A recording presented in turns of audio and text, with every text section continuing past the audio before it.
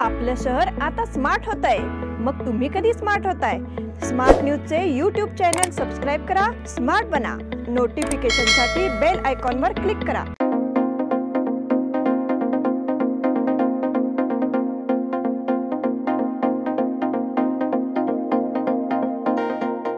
नमस्कार, मी श्वेता अंकले स्मार्ट न्यूजच्या आजच्या बुलेटिन मध्ये आपल्या सगळ्यांचं स्वागत करते। आता एक नजर टाकूयात आजच्या ठळक घडामोडींवर।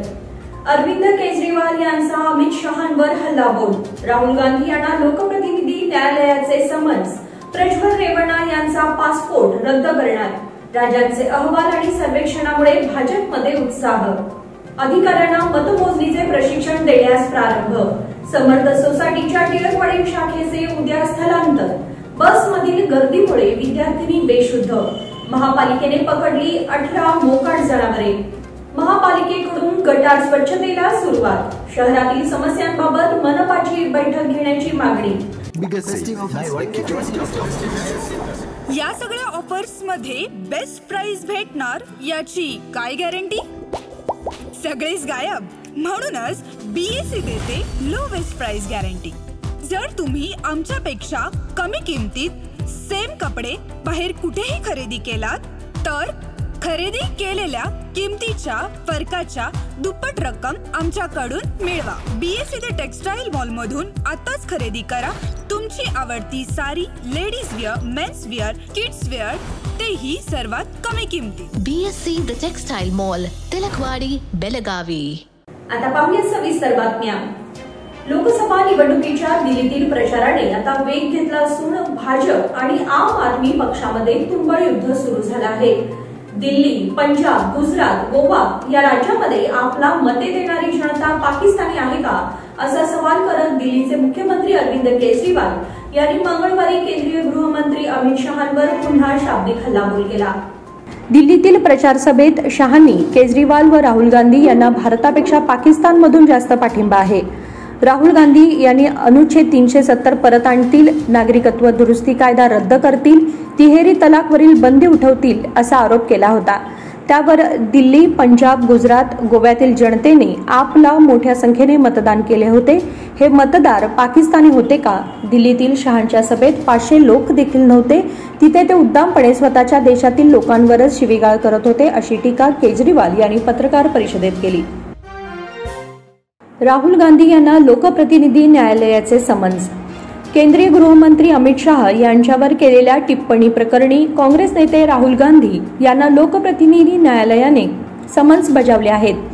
भाजप कार्यकर्ता नवीन झा यांनी रांची दिवाणी न्यायालयात याबाबत तक्रार दाखल केली होती। 11 जून रोजी होणाऱ्या पुढील सुनावणीपर्यंत राहुल गांधींना न्यायालयात हजर राहण्याचे आदेश न्यायालयाने दिले आहेत। न्यायालयाच्या समन्सनंतर निवडणूक प्रचाराच्या वातावरणात राहुल गांधींच्या अडचणी वाढू शकतात। या प्रकरणी तक्रारदार नवीन झा यांचे वकील विनोद साहू म्हणाले की हे संपूर्ण प्रकरण 2018च्या काँग्रेस अधिवेशनात अमित शहा यांच्यावर केलेल्या गंभीर टिप्पणीशी संबंधित आहे। प्रज्वल रेवण्णा यांचा पासपोर्ट रद्द करणार। राज्य सरकारने लैंगिक अत्याचाराच्या आरोपांचा सामना करत असलेल्या खासदार प्रज्वल रेवण्णांचा राजनैतिक पासपोर्ट रद्द करण्यासाठी परराष्ट्र व्यवहार मंत्रालयाला पत्र लिहिलं आहे, अशी माहिती कर्नाटकचे गृहमंत्री जी परमेश्वरा यांनी मंगळवारी दिली। माजी पंतप्रधान HD देवेगौडा यांचा नातू 33 वर्षीय प्रज्वल याच्यावर अनेक महिलांचे लैंगिक शोषण केल्याचा आरोप आहे। प्रज्वल 27 एप्रिल रोजी जर्मनीला गेला होता, तो अद्याप परतलेला नाही। पासपोर्ट रद्द झाल्यास प्रज्वलला परदेशात राहणे अशक्य होईल। राज्यांचे अहवाल आणि सर्वेक्षणामुळे भाजपमध्ये उत्साह। 5 टप्प्यातील मतदानानंतर भारतीय जनता पक्षाला सलग तिसऱ्यांदा सत्तेत येत असल्याचा आत्मविश्वास आला आहे। त्यामुळे भाजपच्या राष्ट्रीय मुख्यालयात आधीच जल्लोषाचे वातावरण आहे। विजयाचा पूर्ण विश्वास असलेला भाजप नरेंद्र मोदी यांच्या जादुई व्यक्तिमत्वामुळे हे शक्य होत असल्याचे सांगत आहे। मतदानाच्या 5 टप्प्यानंतर भाजपने सर्व राज्यांचे अहवाल, सर्वेक्षण संस्थांचे अहवाल आणि अंतर्गत मूल्यांकनाच्या आधारे मोठ्या विजयाचा दावा केला आहे।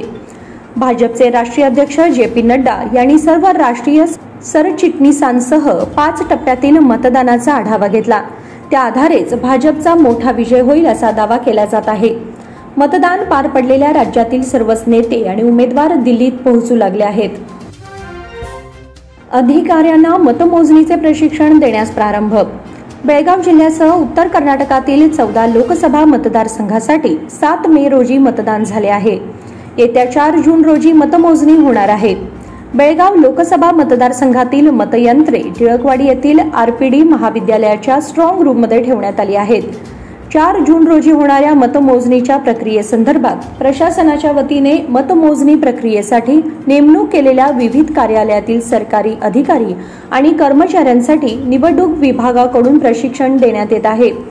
सोमवारी बेळगाव लोकसभा मतदारसंघातील सुमारे 700हून अधिक मतमोजणी अधिकारी आणि कर्मचाऱ्यांना प्रशिक्षण देण्यात आले. प्रात्यक्षिकांच्या माध्यमातून मतमोजणीचा सरावही करण्यात आला. समर्थ सोसायटीच्या टिळकवाडी शाखेचे उद्या स्थलांतर. समर्थ अर्बन कोऑपरेटिव्ह क्रेडिट सोसायटीच्या टिळकवाडी शाखेचे उद्या गुरुवारी स्वइमारतीमध्ये स्थलांतर होणार आहे. समर्थ landmark CTS number 87B Mangalwar Peth येथे सोसायटीचे स्थलांतर होणार असून गुरुवारी सकाळी 10 वाजता हा कार्यक्रम होणार आहे, अशी माहिती संस्थेचे चेअरमन ॲडव्होकेट अजय सुनाळकर यांनी दिली. ते म्हणाले, 1996 मध्ये सुरू झालेली सोसायटी प्रगतीपथावर आहे. संस्थेच्या 4 शाखा असून समर्थ सदन, गुरुकृपा कॉम्प्लेक्स, मारुती गल्ली येथे मुख्य शाखा आहे. तसेच भागीरथी निवास, चन्नमानगर येथे दुसरी आणि बिच्चू गल्ली, शहापूर येथे तिसरी शाखा आहे. टप्प्याटप्प्याने शाखा स्व इमारतीत स्थलांतर करत आहोत.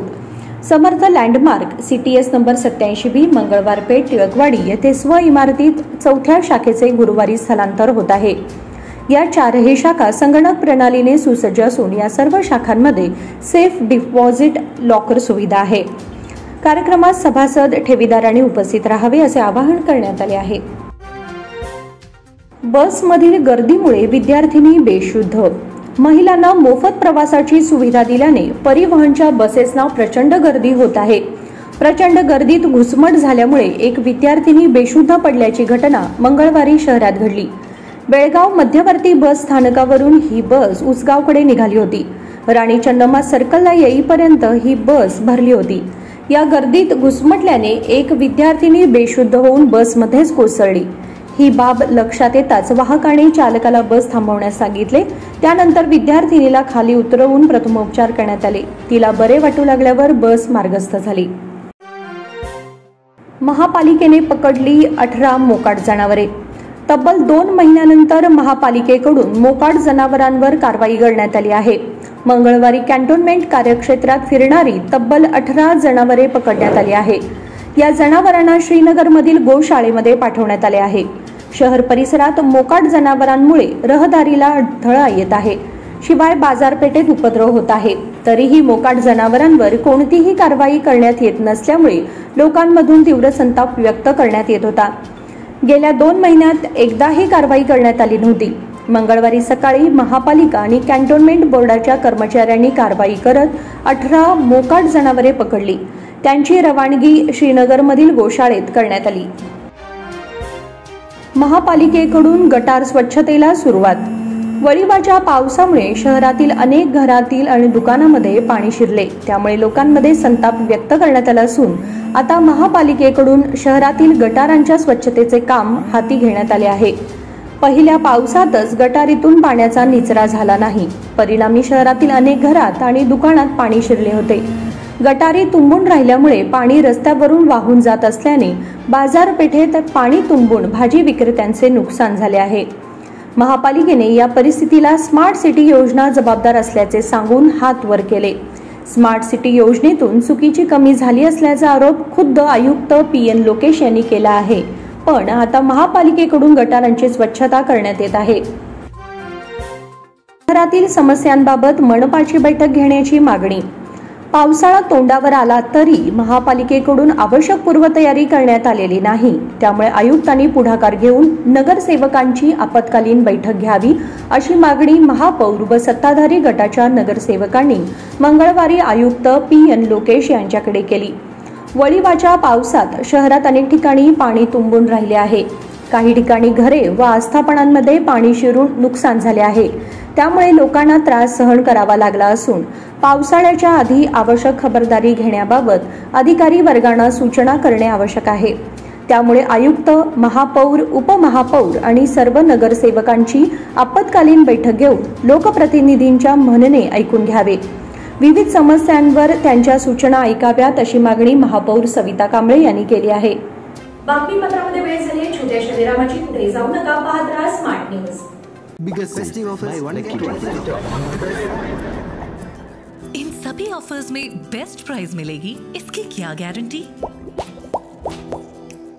सब गायब, इसीलिए BSE देता है लोएस्ट प्राइस गारंटी। अगर आप हमसे कम दाम में सेम कपड़ा कहीं और से खरीदते हैं तो खरीदी हुई कीमत के फर्क की दुगनी धनराशि हमसे पाइए। BSE द टेक्सटाइल मॉल से खरीदिए अपनी पसंदीदा sari, ladies wear, men's wear, kids wear और यहाँ तक की होम फर्निशिंग भी, और वो भी सबसे कम कीमत में। BSE the textile mall, Tilakwadi, Belagavi.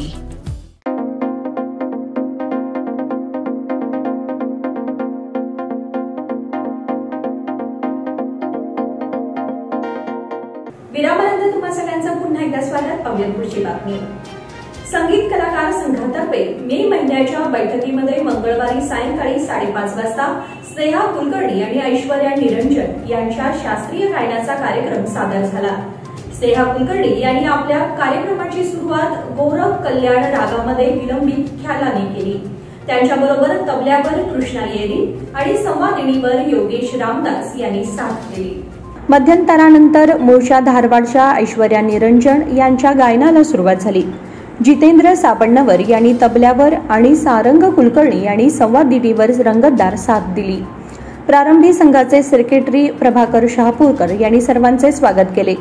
रंगसंपदा संस्थेचे रंगनाथ कुलकर्णी आणि संघाचे अध्यक्ष नंदन हेर्लेकर यांच्या हस्ते सर्व कलाकारांचा पुष्प देऊन सन्मान करण्यात आला। दोन्ही कलाकारांचे गुरु सीमा कुलकर्णी आणि रोहिणी कुलकर्णी यांनाही सन्मानित करण्यात आले। लेंडी नाल्याच्या सफाईला सुरुवात। शहरातील सांडपाणी वाहून नेणाऱ्या लेंडी नाल्याला पावसाळ्यात येणाऱ्या पुरामुळे शहरातील विविध भागांना पुराचा फटका बसत असून पावसाळ्यापूर्वी मंगळवारपासून या नाल्याच्या स्वच्छतेच्या कामाला सुरुवात झाली आहे। शहरातील सांडपाणी वाहणारा हा सर्वात मोठा नाला आहे। हा नाला बळ्ळारी नाल्याला जाऊन मिळतो। मात्र या नाल्यामध्ये कचरा साचून पाण्याचा निचरा होणे देखील कठीण झाले होते। मागील 2-3 वर्षांपासून शहरातील विविध भागांना पुराचा फटका बसत आहे। या नाल्यामध्ये साचणारा गाळ मोठ्या प्रमाणात असल्याने शेतकऱ्यांच्या पिकांसह शहरातील विविध भागांना पुराचा फटका बसत आहे। यामुळे सातत्याने या नाल्याच्या सफाईसाठी करण्यात येणाऱ्या मागणीला अनुसरून या नाल्याची साफसफाई मोहीम हाती घेतली आहे। जत्रेचा प्रसाद खाल्ल्याने 46 जणांची प्रकृती बिघडली। सौंदत्ती जत्रेचा प्रसाद खाल्ल्याने एकाच गावातील 46 जणांची प्रकृती बिघडली असून त्यातील 5 जणांची प्रकृती चिंताजनक असल्याची घटना तालुक्यातील हुलीकट्टी गावामध्ये घडली आहे। त्यांना तत्काळ सौंदत्ती सार्वजनिक रुग्णालयात तसेच बेळगाव जिल्हा रुग्णालयामध्ये दाखल करण्यात आले असून त्यांच्यावर उपचार सुरू आहेत। यातील 5 जणांची प्रकृती चिंताजनक आहे। सदर घटनेची माहिती आरोग्य विभागाच्या अधिकाऱ्यांना मिळताच आरोग्य अधिकारी हुलीकट्टी गावामध्ये तळ ठोकून आहेत। तालुक्याच्या डॉक्टरांकडून शिबिर सुरू करून गावकऱ्यांची आरोग्य तपासणी केली जात आहे।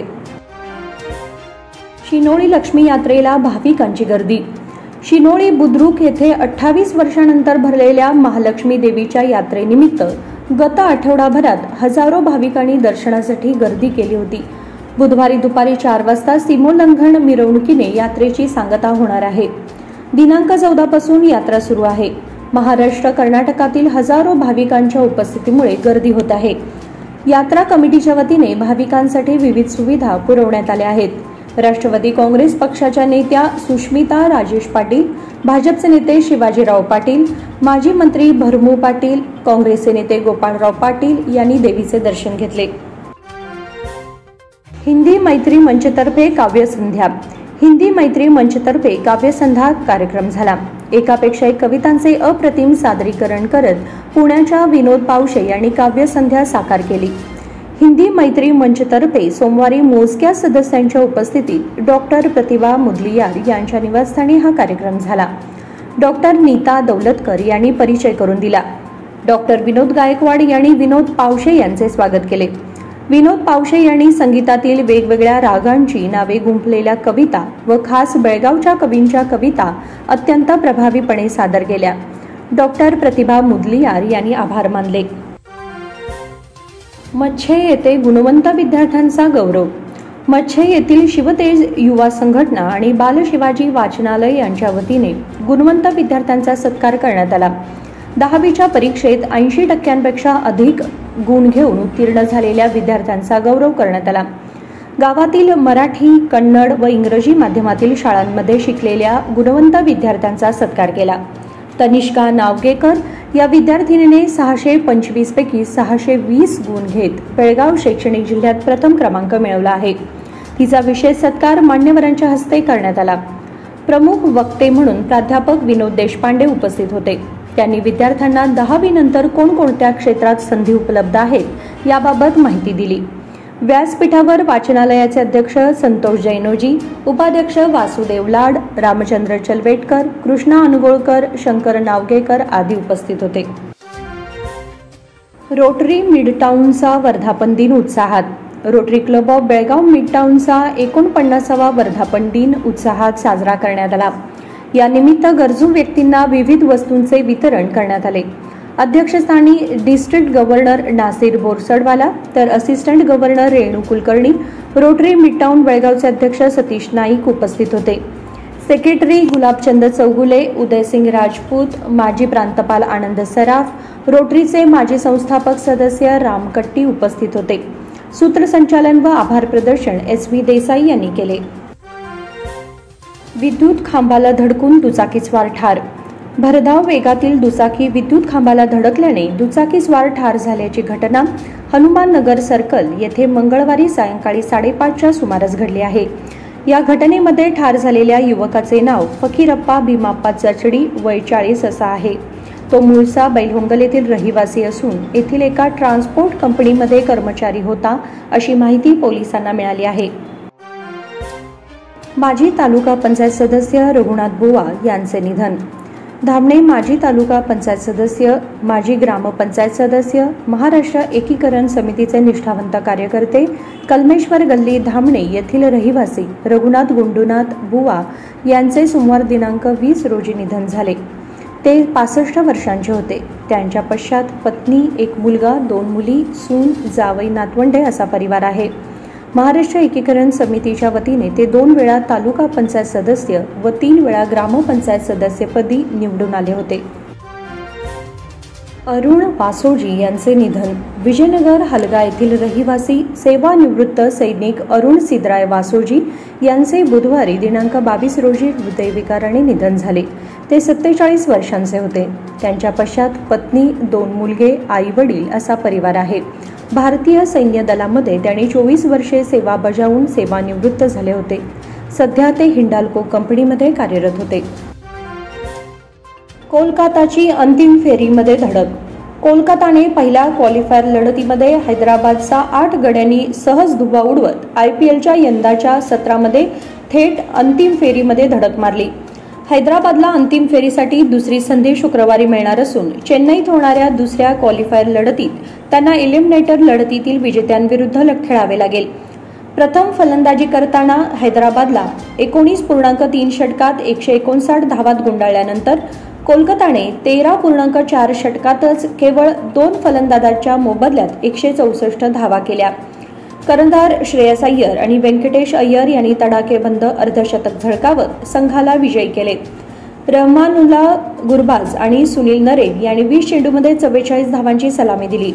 4थ्या षटकात T नटराजनने गुरबाजला बाद करून ही जोडी फोडल्यानंतर 7व्या षटकात पॅट कमिन्सने नरेनला बाद केले.